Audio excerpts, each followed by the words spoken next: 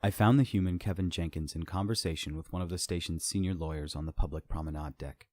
I had been retired from the customs and immigration desk on the docking ring while my injuries were repaired, and instead had spent much of the last 3 groups of 8 standard diurnals dealing with the paperwork and investigative work that had followed the Hunter attack.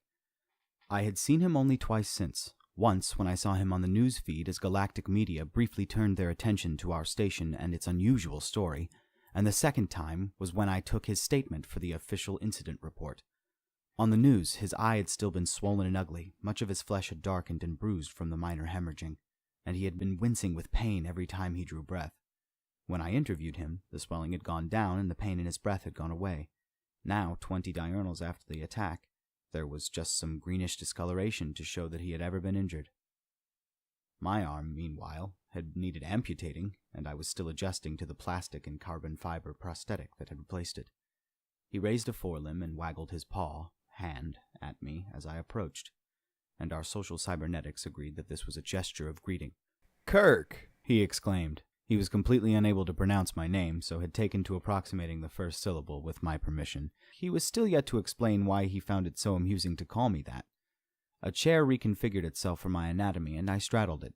Jenkins received no such luxury from the chairs, but seemed comfortable enough anyway. "I hope I am not interrupting, Lawyer Vedrick Nenuk," I asked. "You are not, Officer Akaton," Vedrick replied. He and I were good acquaintances, but his species are sticklers for observing some formalities upon greeting one another. Purveyor Jenkins and I were discussing his petition to have his species reclassified as sentient. "Purveyor Jenkins?" I asked. "Back on Earth, I owned a recreational establishment," the human said, sipping his glass of water. I had noticed already that his water intake was surprisingly high considering his size, and made a note to ask him about it. "I assumed you were military," I told him. He chuckled. "Nope." "But you were fearless when those hunters were shooting you," I exclaimed. He did that complicated joint lift with his forelimbs again, a shrug. "How's your arm?" he asked, changing the subject. "I am adapting to it, thank you. So you think you may be able to have humans reclassified?" A wave of purple pigmentation rippled down Vedrick's flanks. "Pessimism. It would require an amendment to the Galactic Treaty of Laws," he said, "which the Council is historically stubborn to tamper with. Amending the treaty tends to lose votes." Jenkins issued a coarse sound through his nasal orifice, derision, but said nothing. He rolled up the sleeves of fabric that covered his forelimbs until they were bunched around the mid-joint. I noticed that a patch of skin on his left arm had been artificially pigmented. It was a simple design, one long line crossed by a shorter one. His skin went bumpy and raised his sparse body fur.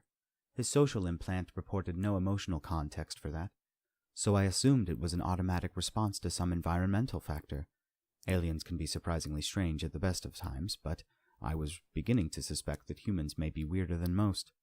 The medical report from the team that provided care to Jenkins after the battle said that his bloodstream contained a powerful combat drug, though I was certain he hadn't ingested, inhaled, or injected any during the fight. There hadn't been time. Muscles shifted under his thin brown skin as he tapped his digits on the tabletop in a simple 1-2-3 rhythm.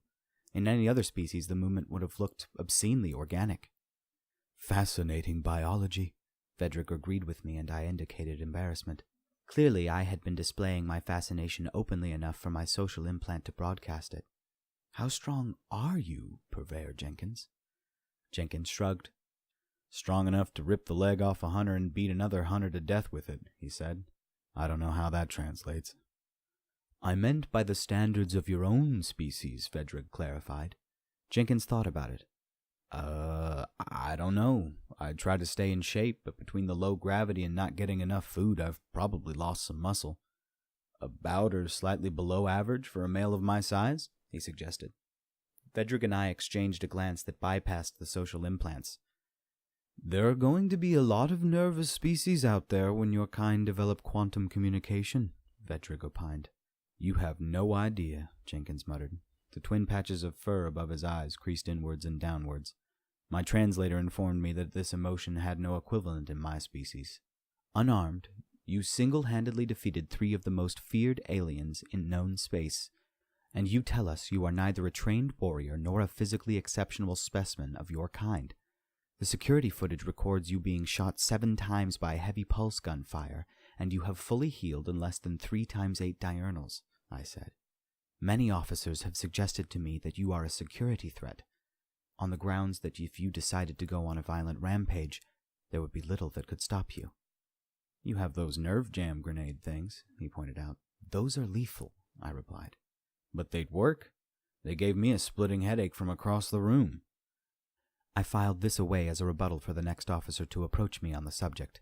At that distance, the nerve jam grenades should not have affected him at all. Heightened sensitivity?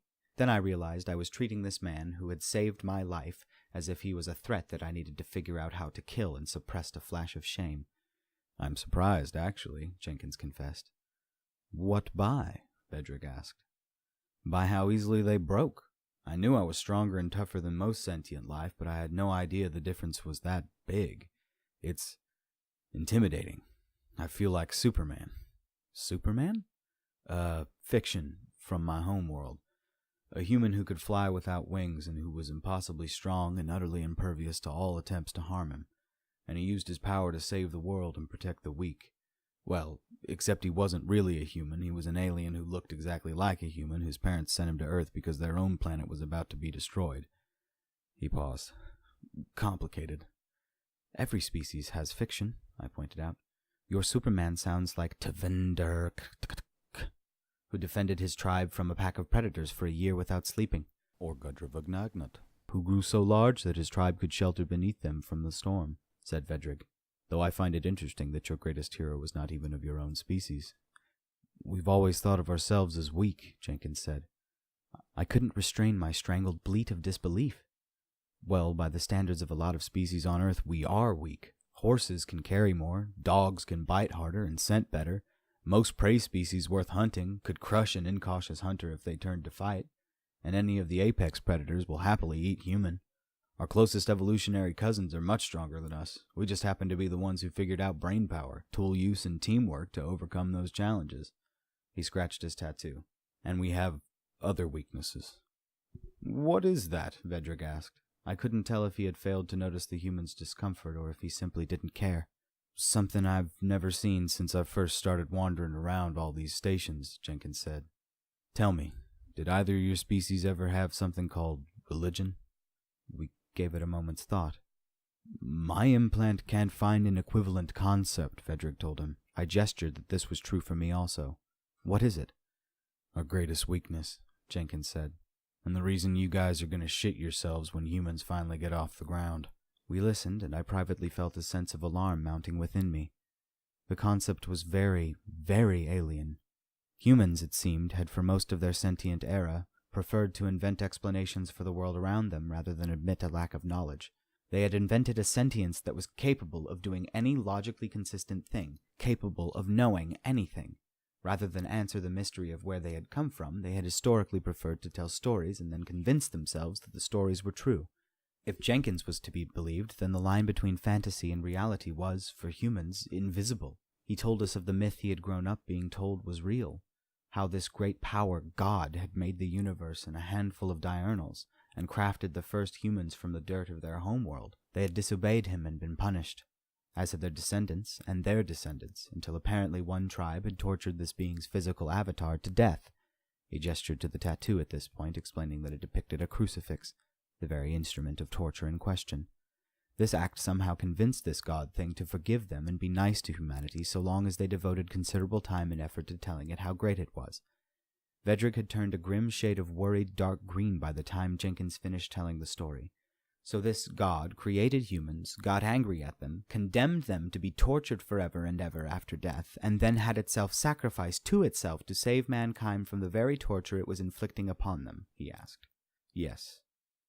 My social implant tentatively suggested that Jenkins' body language communicated tired endurance, and humans believe that this is the real way in which the history of your species unfolded. About a third of us still do, yes. We were silent for some time. Vedrig slowly went bluer and bluer until suddenly he erupted.